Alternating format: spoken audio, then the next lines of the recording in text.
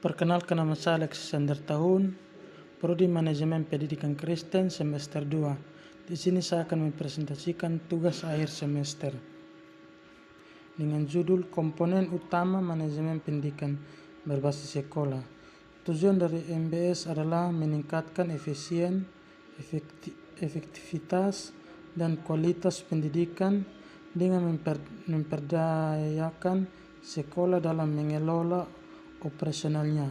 Untuk mencapai tujuan tersebut terdapat beberapa komponen utama dalam MBS yang harus dikelola dengan baik. Berikut ini adalah penjelasan dari Muhammad 2020. Manajemen kurikulum dan pembelajaran. Manajemen kurikulum dan pembelajaran mencakup perencanaan, pelaksanaan, dan evaluasi kurikulum yang disesuaikan dengan kebutuhan dan potensi siswa serta kondisi lokasi sekolah. Sekolah memiliki kewenangan untuk mengembangkan kurikulum yang relevan, inovatif, dan adaptatif. Terdapat perubahan zaman dengan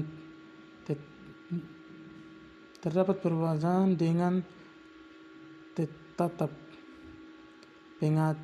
pengacu pada standar nasional pendidikan. Hal ini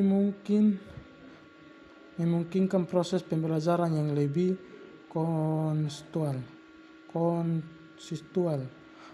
dan bermakna bagi siswa.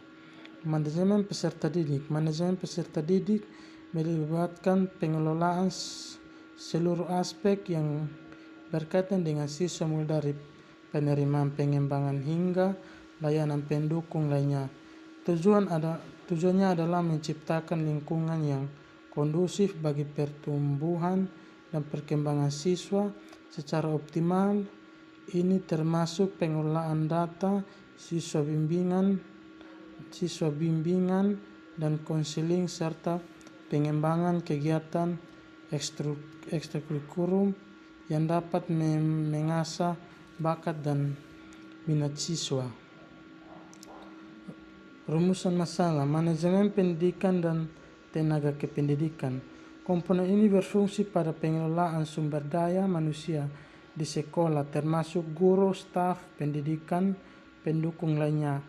Aspek yang dikelola meliputi rekrutmen, pengembangan profesional, penilaian kinerja, dan kesetaraan tenaga kependidikan. Tujuannya adalah memastikan bahwa tenaga pendidikan memiliki kompetensi yang memadai dan terinovatif untuk memberikan layanan pendidikan yang berkualitas.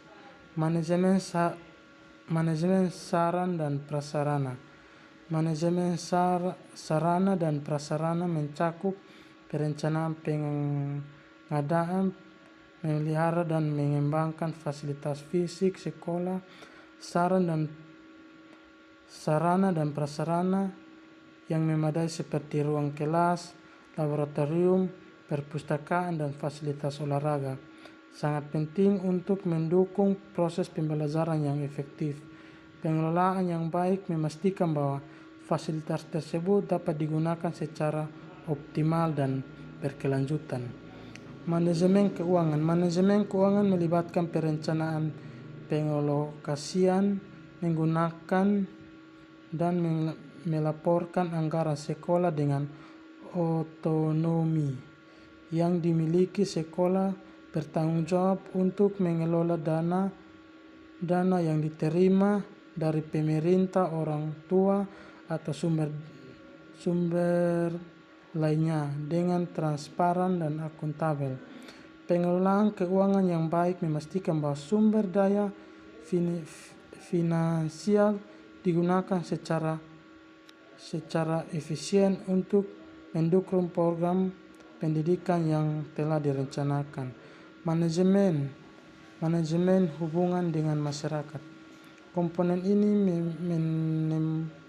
menekankan pentingnya membangun kemitraan dengan komunitas yang baik antara sekolah dengan orang tua.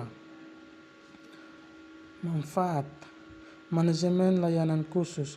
Beberapa sekolah mungkin memerlukan manajemen layanan khusus seperti layanan untuk siswa berkebutuhan khusus, layanan kesetaraan dalam program kesetaraan siswa lainnya. Mengelola layanan ini memastikan bahwa semua siswa mendapatkan dukungan yang mereka butuhkan untuk mencapai potensi penuh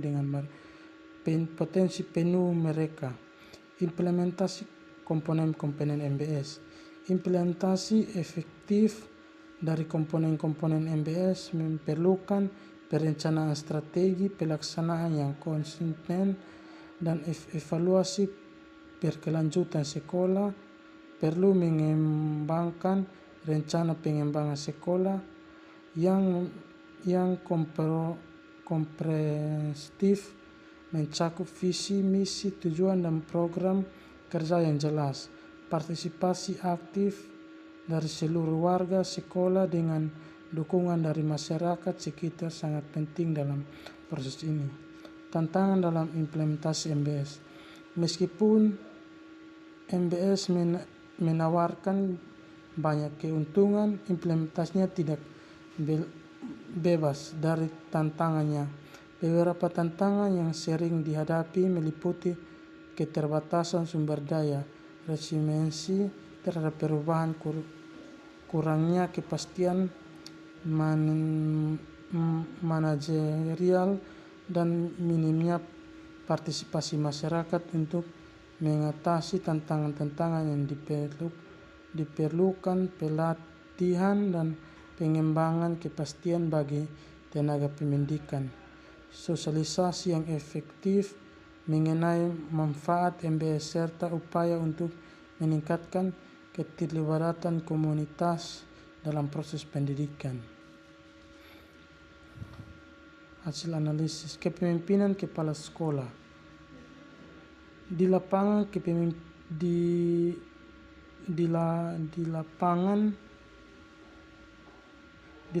kepemimpinan sekolah, kepala sekolah memainkan peran vital dalam menentukan arah dan keberhasilan sebuah lembaga pendidikan. Sebagai pimpinan, kepala sekolah bertanggung jawab menggerakkan sumber daya sekolah, termasuk guru, staf, dan siswa, untuk mencapai tujuan pendidikan yang telah ditetapkan. Menurut Berhan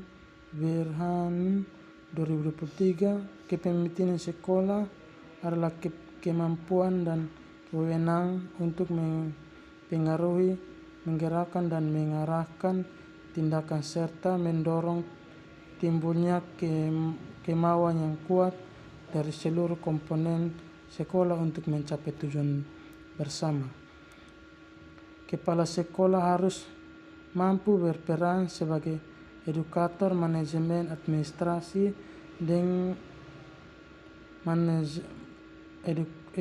edukator, manajer, administrator, dan supervisor atau EMAS.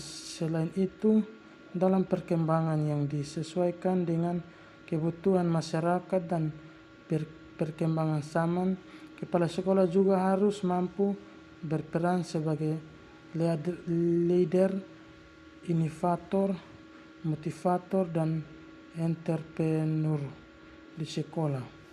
Kepemimpinan kepala sekolah yang efektif ditandai dengan kemampuan memantau kinerja guru secara terus-menerus, menilai kinerja guru, melaksanakan dan mengatur pendamping serta pelatihan guru, merencanakan pengembangan keprofesional berkelanjutan atau BPKB.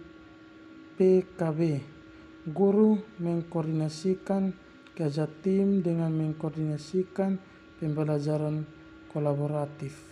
Selain itu, kepala sekolah harus mampu membangun komunitas belajar warga sekolah sebagai sekolah pembelajaran learning school.